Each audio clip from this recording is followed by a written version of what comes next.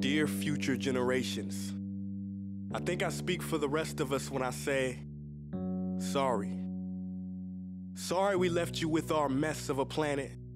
Sorry that we were too caught up in our own doings to do something. Sorry we listened to people who made excuses to do nothing. I hope you forgive us. We just didn't realize how special the earth was. Like a marriage gone wrong, we didn't know what we had until it was gone. For example, I'm guessing you probably know it as the Amazon desert, right? Well, believe it or not, it was once called the Amazon rainforest, and there were billions of trees there, all of them gorgeous, and... Oh, you don't know much about trees, do you? Well, let me tell you, trees are amazing. I mean, we literally breathe the air they are creating. They clean up our pollution, our carbon. They store and purify water, give us medicine that cures our diseases, food that feeds us, which is why I'm so sorry to tell you that we burn them down.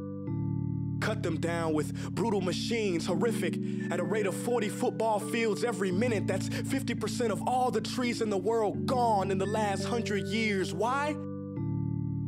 For this. And that wouldn't make me so sad if it weren't so many pictures of leaves on it. You know, when I was a child, I read how the Native Americans had such consideration for the planet that they felt responsible for how they left the land for the next 7 generations. Which brings me great sorrow, because most of us today don't even care about tomorrow. So I'm sorry. I'm sorry that we put profit above people, greed above need, the rule of gold above the golden rule. I'm sorry we use nature as a credit card with no spending limit, overdrafting animals to extinction, stealing your chance to ever see their uniqueness or become friends with them. Sorry we poison the ocean so much that you can't even swim in them. But most of all, I'm sorry about our mindset, because we had the nerve to call this destruction progress.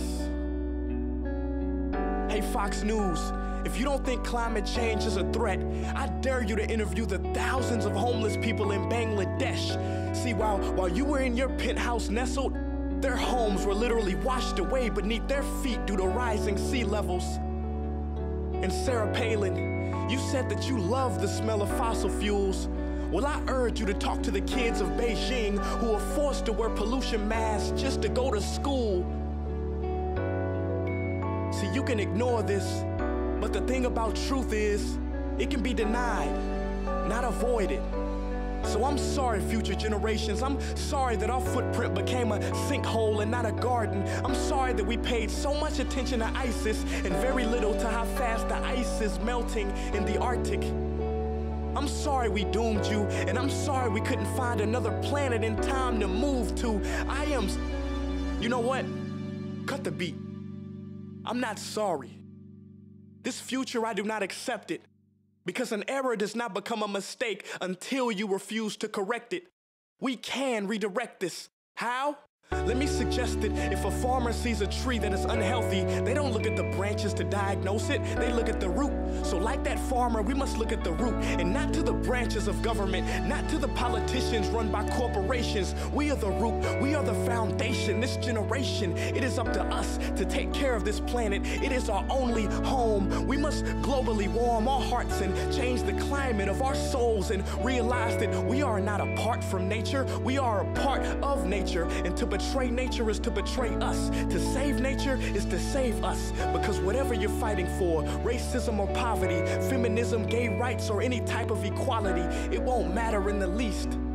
Because if we don't all work together to save the environment, we will be equally extinct. Sorry.